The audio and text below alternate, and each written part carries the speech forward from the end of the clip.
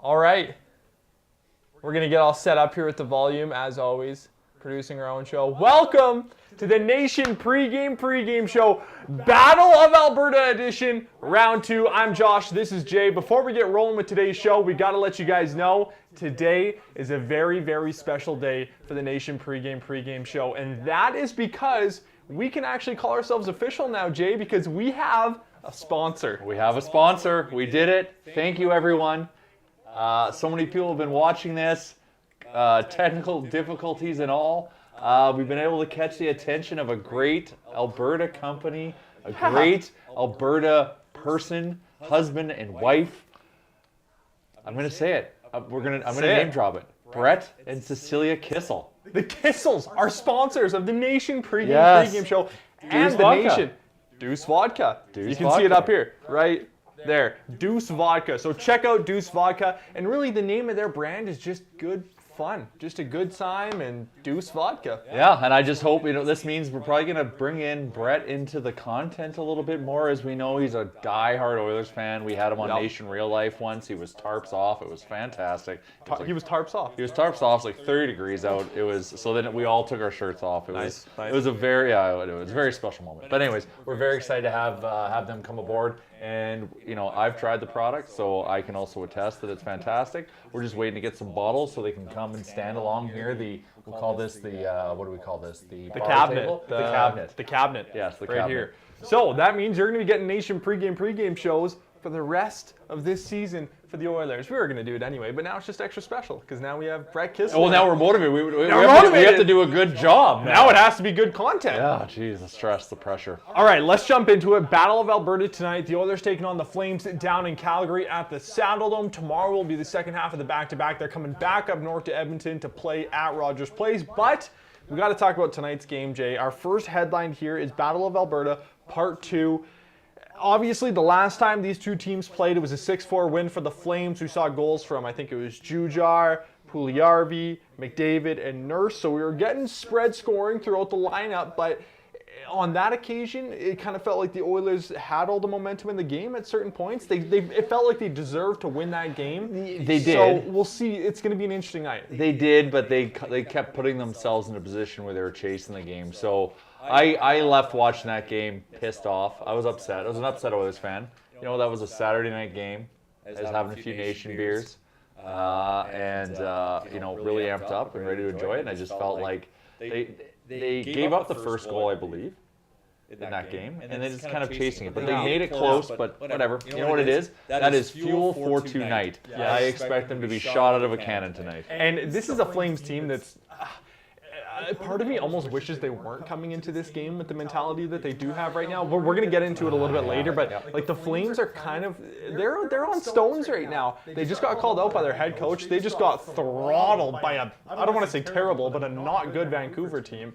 Jacob Markstrom playing against his old squad, and they just obviously were not in a position to win that game. But let's talk about the Oilers. 10-8-0 at this point. They have 20 points. They're third in the Scotian North. Last game the Oilers played was a 3-2 win over the Jets. We're back in the win column. 2 goals for Draisaitl in that game, Jay, who I don't want to say he was necessarily on the schneid, but it felt like Draisaitl's game wasn't kind of in the spot that we know he would like it to be at, so it was good to see him get back on the score sheet last game. It's kind of weird, eh? Like if Connor and Leon don't get 2 points a night, it feels like they're not producing. Yeah. Which is so weird, but that also just speaks to how good they are. So and expectations now for this team. Sky high. Through the roof, and whatever. YOLO, let's do it. YOLO. But 2 goals. It was good performance. Very happy with kind of how they came out of that game. Yeah. Winnipeg came at them hard, and they stood ground. Mike Smith, did what he needed to do, and we pulled off the win. Unfortunately, Connor missed the net there at the end, and my over 2.5 points bet was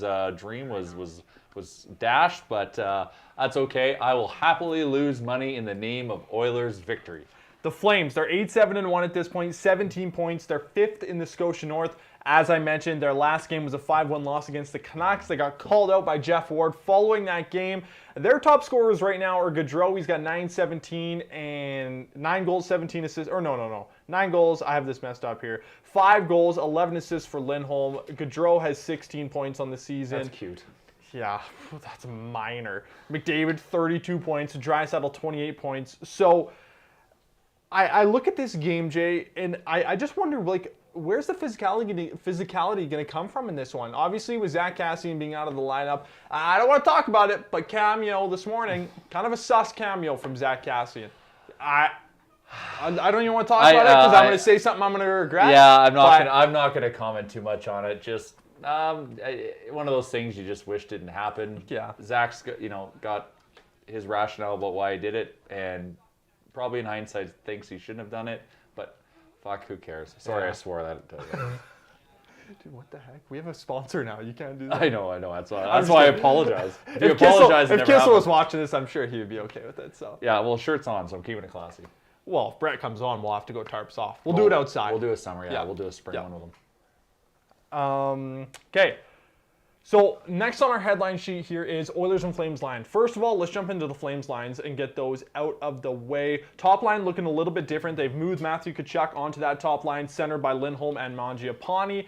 Second line, Monahan with Gaudreau and Ritchie. Third line, Backlund with Lucic and Dubé. Dubé was on that top line right wing position for a while. He's slotted back down onto the third line. And then Sam Bennett, who's been kind of the wild card for this Flames team so far this season. You know, he was a healthy scratch for a few games. Then he got slotted back into the lineup, was on the second line, but now once again centering that fourth line. And then for the Oilers lines, I'm not even going to talk about the defense for the Flames. We don't really care.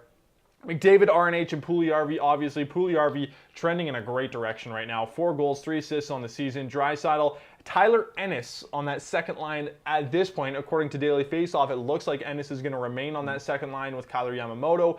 Third line, Jujhar Khaira, Dominic Cahoon, and Josh Archibald. Kind of weird to say that the physicality from this team is probably going to come from a line that has 2 guys that are both under like 5'9", but really that is where the physicality is going to come from Pound today. for pound, Josh Archibald is one of the biggest hitters in the NHL. Yep. I love him. He plays with tenacity. And And then- Cahoon, actually. And Cahoon, He's assertive. Yeah. And obviously the Hammer himself, he'll be Hammer. bringing some physicality. I actually didn't mind, breaking up that line and moving Ennis and Cahoon, swapping them for each other on the second and third line. We were kind of concerned about that. But seeing how that played out in the Winnipeg game, it worked out well. Yeah.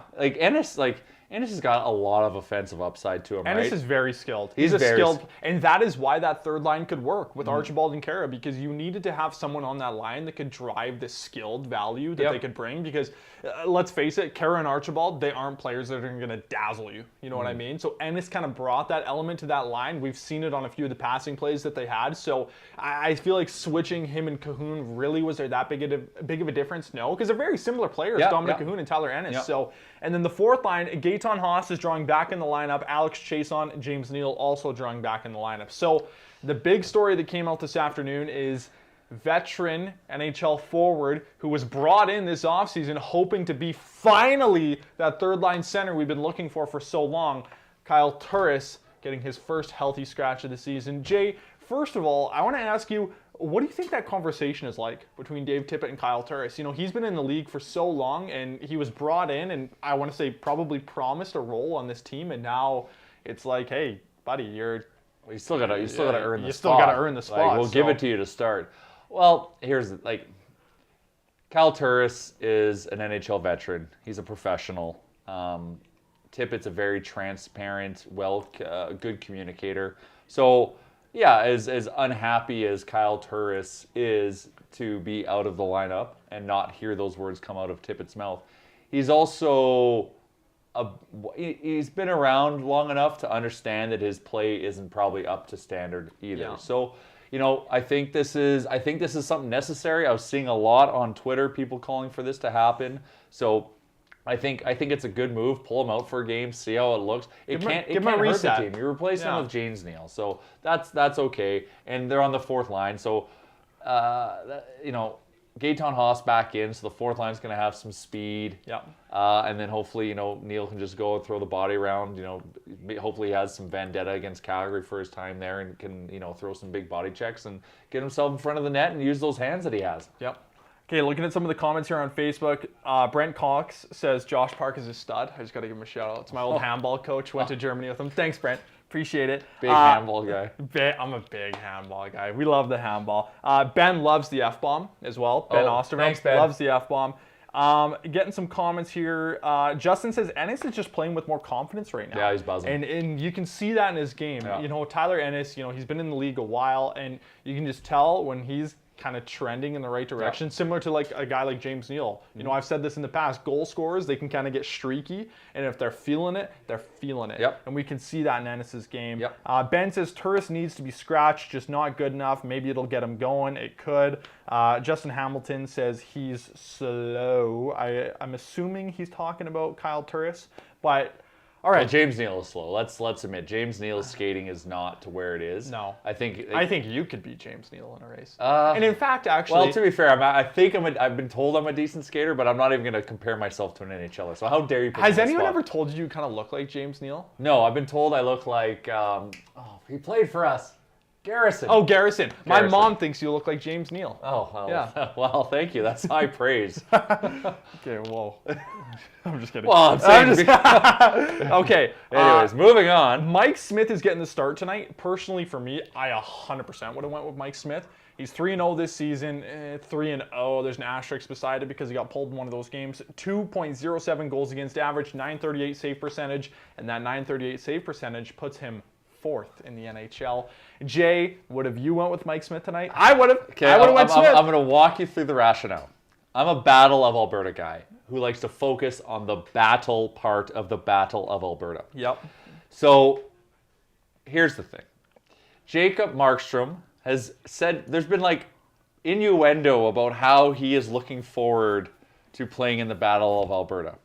And Markstrom has said that. Markstrom has said that, and it was in the vein around the goalie fight of last year. Yeah. I think like he would want to like take part in something Markstrom's like trying that. to scrap. So I'd have to pull the quote or whatever it is. I wish I saved it. But No, actually quote it right now. Jay saying that Markstrom wants to scrap. Markstrom wants to fight. So the fact that we're starting Smith and Markstrom's probably going to start tomorrow is kind of how it'll work. Kind of also, kind of affects the B and the BOA. The other thing is, we're playing back to back. So if anything happens tonight, the main event is tomorrow. Yeah. Right? So if you're thinking about it from a main event strategy, you want to bring in the heavyweight for tomorrow's game and have me go in. But then, like, whatever. I'm talking about tonight, the theater of this 2-game series. Tonight's the prelim, and tomorrow is McGregor and Khabib. And you wanted to see Mike Smith. That's the only reason. Because if all this is if there's gonna be some animosity that builds up tonight, well, that will spill and amplify into tomorrow's game. Just like how it worked with we played Calgary twice that one week, where it spilled into the goalie fight that one night. Yep. And so that's for someone who just loved that 10 days in January, February of Oilers, Flames, Battle of Alberta hockey, it would really set the stage, and you would send a message to the other side if you started Smith the next game, or if Markstrom started tonight and you put in Smith. Then tonight would be that'll be okay. So anyways, who cares? Let's go and get the W. That's really what it's all about. But if we're looking for let's get ready to rumble. Looking for a scrap? Yeah, and not to say that this won't happen, but let's be honest. Players fighting, great. Do I want Nuge and Monahan to fight again? Absolutely. But don't ask him about it. But never ask him about it. But nothing can ever trump a goalie fight. No. I feel like as Oilers fans, I don't want to say this because this is bad TV, but we almost need to dampen our expectations a little bit in regards to the physicality side of it, because that Battle of Alberta last year in Calgary is the best hockey game I've ever seen in my entire life. Oh, it was And magic. I saw David Desharnais score in overtime. I was there to witness I was alive. I was alive for that living. game. How old was I? In 2000, don't do this. In 2006, I was 8 years old. Right? Yes, in 2006, I was 8 years old. David Desharnais didn't score No, in I'm saying 2006. for the cup run. For the cup Okay. run in 06, I was 8 years old. Okay. I was alive for that. I saw it. I loved it. Okay, let's get to, obviously you mentioned Markstrom getting the start tomorrow, which means everyone's favorite goalie in oil country, David Stickflip Rittich, is getting the start tonight. I have some stats I want to throw at you here, Jay. I'm going to see if I can get Twitter pulled up here. Good member of the nation, Jason Greger, tweeted this out this morning. Rittich starts for the Flames tonight. He's 0-2 this year with an .868 save percentage, which puts him 67th in the NHL. With a .323 There's even goals. 67 goalies in the NHL? I think I saw I think 70 different goalies have appeared in. Hey, that's a COVID season if I've ever heard. That's rough. Okay. Yeah. But since he defeated the Oilers in a shootout on January 29th, which I mentioned is the stupid stick flip game, since that game, David Rittich is 4-8-1 with an .881 save percentage and a .338 goals against average. I would call those, I don't know, ECHL numbers for an NHL goaltender. But I hate Dave. Big save, Dave. Well, you know what? Yeah. We're going to reverse psychology. We hope he comes out and just has the best performance of his life. Big save, Dave. Big save, Dave. Thinks he's so big and awesome and can do another stick flip. I want him to come into this game with that mindset because that's when we shell him. Dave, you are awesome. I love you, big Dave guy. I imagine he watches the pregame show. I would assume he would. Mm-hmm. So, Dave, I have full confidence in you tonight, and you're going to play well. Okay, we have a comment coming in here, Jay. I want your input on this. Sean says, Jay looks like Benoit Pouliot. What do you think about that? Oh, I was on the same plane as Benoit Pouliot once. Really? And he was surprisingly taller than I thought. Really? Yeah. I'm 6'3", and he was like 6'5" or 6'6". He was a giant. Michael Parker on Facebook is saying, is there an update on Kassian's injury? No, not really. He's still on the IR.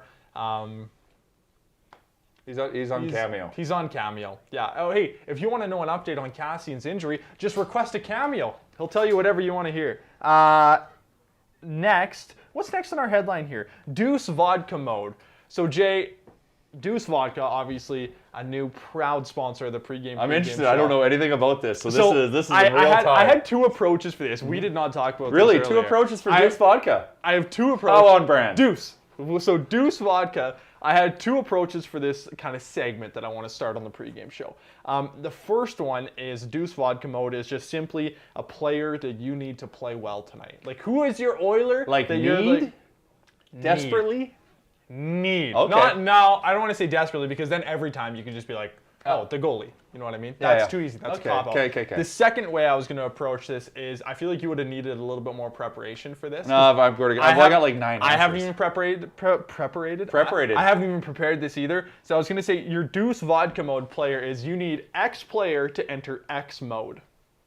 You know what I mean? Okay. So like you need this player to enter this mindset. Or like you need him to be this kind of This is on a T. You're putting this on an absolute Okay, let's hear it. You got one. You got one already? I don't even have mine. For that one. Okay. So which one do you want me to answer first? The second one. No, we're just doing the second one if you have one. Okay. This is the BOA, and I love the B in the BOA. Yeah. We need Jujar to go into Hammer Time. Hammer Time. I like that. MC Hammer Mode. MC Hammer Mode. Okay. Put the hammer pants on, Jujar, and just go and flex yourself out there and set the tone. Lucic can't catch you, so don't worry about him, and then you're safe from everyone else. I like it. For mine, I'm going to go Kyler Yamamoto, and I need him to enter Honey Badger Mode. Yes. Honey Badger Kyler in full Honey Badger mode is unstoppable. That play he made on shorthanded there behind the net, and how how he fit between the player and the goalpost to get out in front. He snuck out. Oh my! That would have been like one of the best shorthanded goals of all time. That was so close. So that's Honey Badger mode. In my mind. That is Honey Badger mode. Tenacious. There we go. That is a very successful first edition of Deuce Vodka Mode. Mode. So Jay wants Jujar to enter Hammer Mode. I want Yamamoto. Hammer Time. My bad. Hammer Time. And I want Kyler Yamamoto to enter Honey Badger Mode. If you have a player you want to enter into a mode tonight, let us know. You could say, I want David Rittich to enter Civ Mode. Or are we going to go the other way? I want David Rittich to enter Brick Wall Mode. Let David Rittich think he's in brick wall mode. Yep. Jeez. Talk much? Anyways, and let's just shell him, and then the rest will just work itself out. Here's a good one. Justin Hamilton says, pool party needs to get into licking nostrils mode. That's when you know he's dialed in. That's when you know when he's peaked, when he's focused in flow state, as we like to say. Yep. Yeah. Or did you see that video of Puljujärvi on the bench squirting the water in his mouth and chewing it? What was that? When I watched that, I was laughing out loud. He's got the water going and he's chewing it. Oh, so gosh. He's from Finland, and I've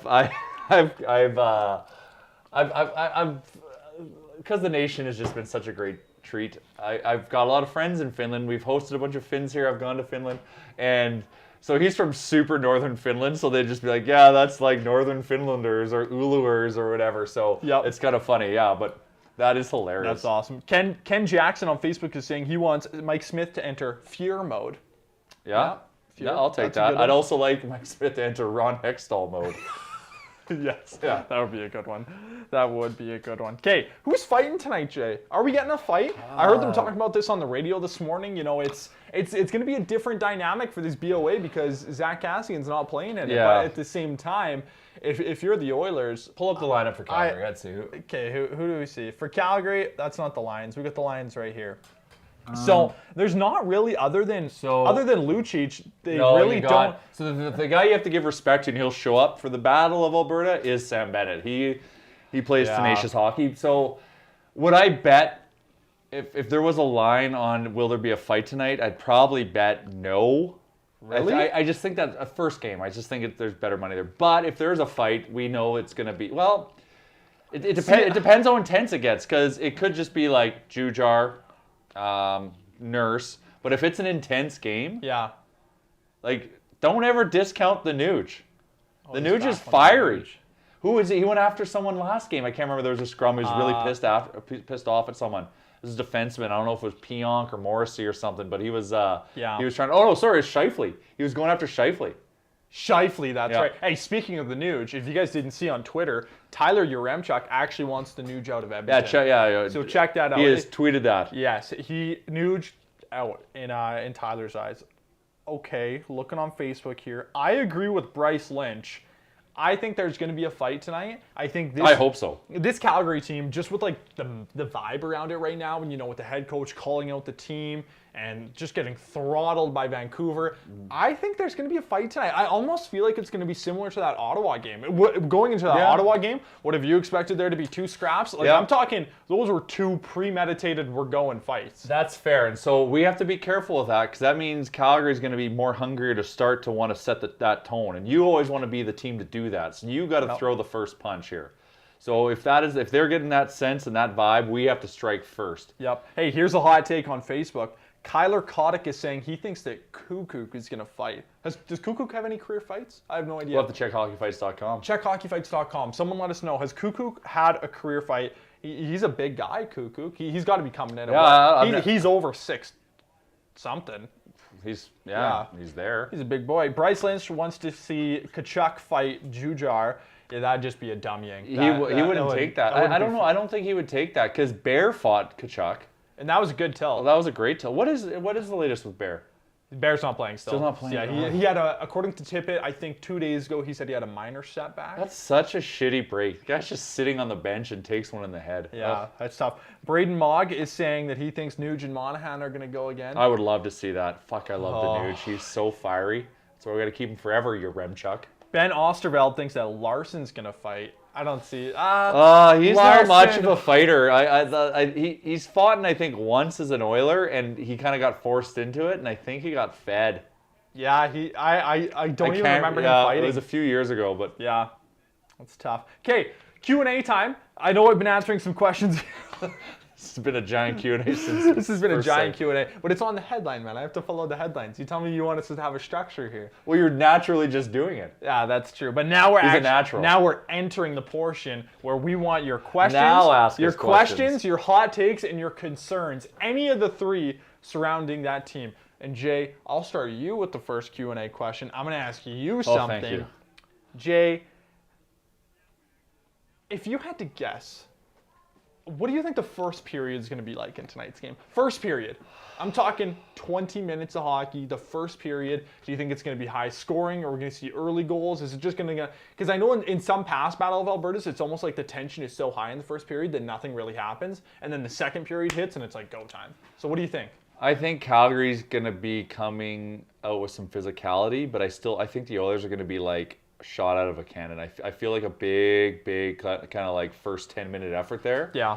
And the physicality is going to kind of damper that and derail it. But I feel like I just love pissed off Connor, and Connor is mad that we lost to the Flames last time. So he's gonna come out extra. We're a different team, since that last game.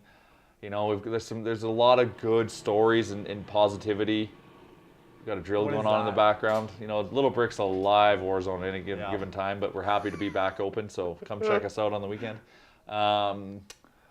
So yeah, that's what I think. I think Calgary's going to try to assert some physicality because they're mad and their coaches called them out. So they have to, weird vibe around that Calgary team. They got a chip on their shoulder. But Oilers shot out of cannon first 10 minutes. Rob Jarina is saying it's time for another goalie fight. We know Smith would toss the gloves any chance Markstrom would. Jay mentioned earlier in the show, it sounds like Markstrom is excited about kind of the added extracurriculars that come with the Battle of Alberta. So I agree with Jay. I would have liked to see Markstrom and Smith in the same game. I look at it right now. I don't see. I know he's old, but is there really any goalie in the NHL that you would put up against Smith and say that'd be a fair fight? Ooh, I'd probably put Let us know. Who do you think would be a fair fight against Bishop Smith? or something, some giant. Yeah. I don't even know if they can chuck him. But Markstrom's a big guy. But Markstrom is a big guy. Talbot was a big guy too. Yeah, you got to respect Talbot for taking the fight. The one thing about Rittich, and some of you might know this, I was at the Flames Vegas Golden Knights. Very controversial for me in my life. I remember this. Anyways, Marc-Andre Fleury was trying to goat Rittich into a fight all game, 3 separate times. Really? There were scrums, and he came up to the center line trying to goat Rittich, and Rittich didn't want anything to do with it. I love Marc-Andre Fleury. What a beauty. Nils is wondering if maybe Draisaitl or whatever fight someone. Because I look at Draisaitl, and to me, very, very similar player to Alex Ovechkin when it comes to kind of body build. Yeah. And we've seen Ovechkin chuck him. He freaking knocked Svechnikov out last year cold. But could I see Draisaitl? And I don't want to use the excuse of he's a skilled player. That's not his type of game. Because you could say the same about Ovechkin. So could you ever see Draisaitl gets mad. He gets mad, and he'll take stupid retaliation penalties because he's fired up. So if a guy actually, I think, got in his face and dropped his gloves, I don't think Leon drops his gloves and goes after a guy. Yeah. I think a guy would drop the gloves, and I think Leon would oblige him. Yeah, the wires might cross. Yeah. That can happen. Bryce is saying, I can listen to you guys all day. Thank you, Bryce. Thank you, appreciate Bryce. that. I appreciate the love. Travis Pigeon is saying, would you guys trade Gibson if he was available to us? We won't touch on this too much. We talked about this a lot last show. All I'm going to say is I've had a little bit changing of an opinion on this as I did before. I wouldn't do it this season. I would wait until the offseason just because of the whole quarantine thing and because of everything going on. I would run with Smith and Koskinen. I know it's you're wasting another year of Draisaitl and McDavid's prime, but I'm also going to use that argument and say that's why I would target him in the offseason. I'm in the mindset that I'm sick of this goalie carousel for the Edmonton Oilers. I want to go into a game 1 of an opener and say I know exactly who my starter is going to be. We haven't had that since Cam Talbot, and you can argue I don't even know if we had that when we had Cam Talbot, so I'll keep it short, and I know this is a long-winded answer already. I would do it in the offseason, 100%. Would you? I don't disagree with that rationale. I would be open to doing it now, but I like what you just said there.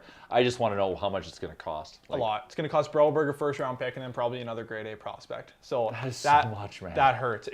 He's an unbelievable goaltender. That's what you give up for a bona fide number 1 center, elite center. What does Brian Burke call the playoffs? Yeah, goalie. Yeah.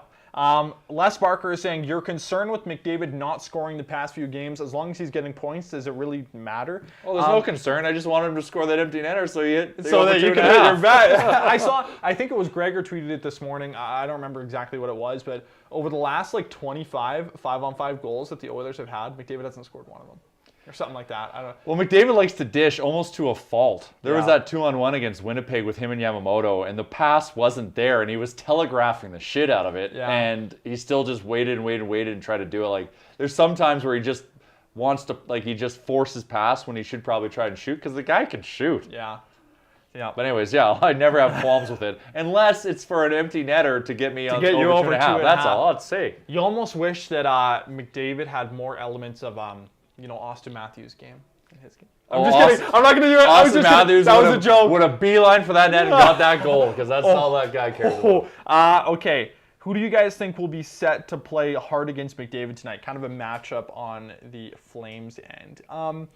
well, obviously in the past we've seen Giordano play a lot of minutes against McDavid. Giordano's playing with Valimaki tonight. Obviously not as strong. So what, like Hanifin and Hanifin who shut him down? Hanifin and Tanev are playing together. Yeah, that's who he'll face. You imagine that he'll be matched up with either of the top two lines. Yeah. It's going to be different tonight, obviously, because it's in Calgary, so the Flames are going to have the decision for matchups. Okay, here's an interesting question from Caitlin Ketty. I don't know what she's talking about, but she simply said, "Who's McDavid's matchup?" So I'm going to say, if McDavid was to fight someone on the Flames, who would it be?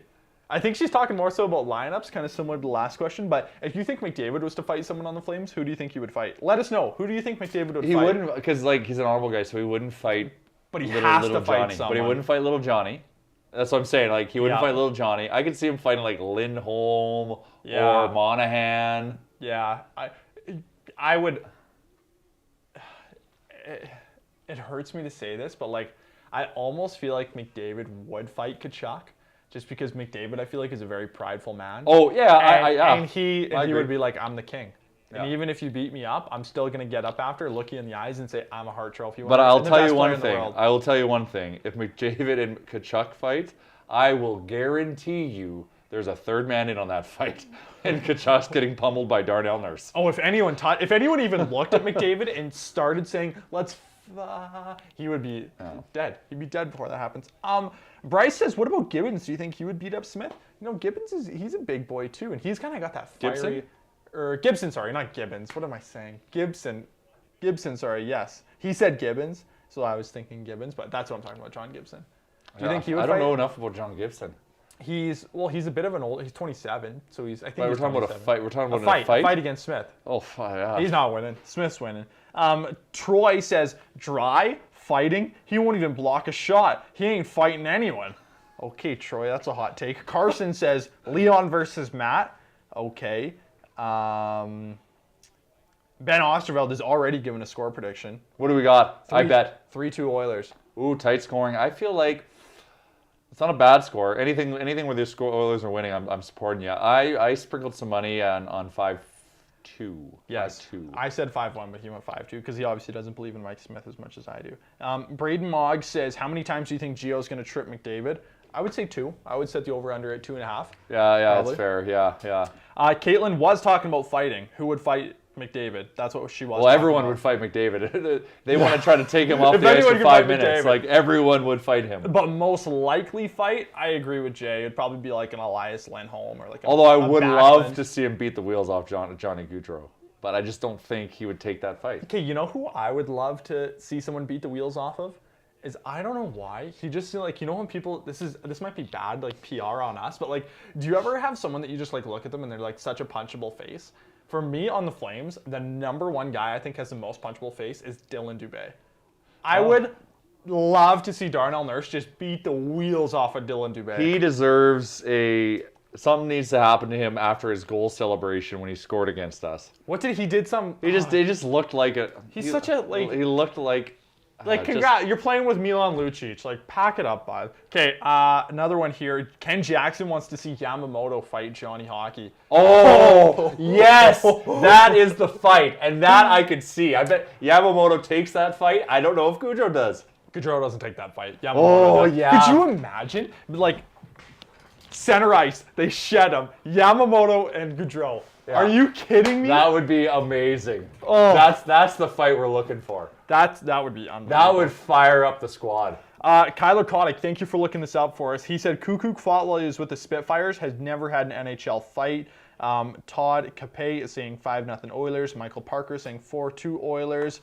Carson says Dubé looked like a gorilla crunching his face. He did. He did this whole like. Yeah, there was like everything about like, oh my god, take that guy's number. Yeah. Okay, we're going so long here, but it's the Battle of Alberta. We're fired up. We are quickly, fired up. Jay's retirement bet. If you were putting your life savings on a bet tonight, Jay, I know I kind of sewered you with this caption here, but if you had a loss, I think he's saying that because I'm close to retirement. No. Well, maybe. But if you're betting your life on one thing tonight, what is it? So here are my bets for tonight. So if I had to pick one, because I like to sprinkle it around, I just think Oilers plus 100 on the road against Calgary. The line actually just shifted live 105 now. Plus? Negative. They're I got them at plus 100. So Did you already bet it? Yeah, I already bet. Of course. Good for you. I make all my bets before here, so because that's how I find out what I want to pick. I'm also going to sprinkle a little on the puck line, so that means Oilers minus 1.5. Yep, plus 275. And because we talked about it earlier, he's buzzing. He's now on the second line. He's got offensive upside. He's paying plus 450. Tyler Ennis goal.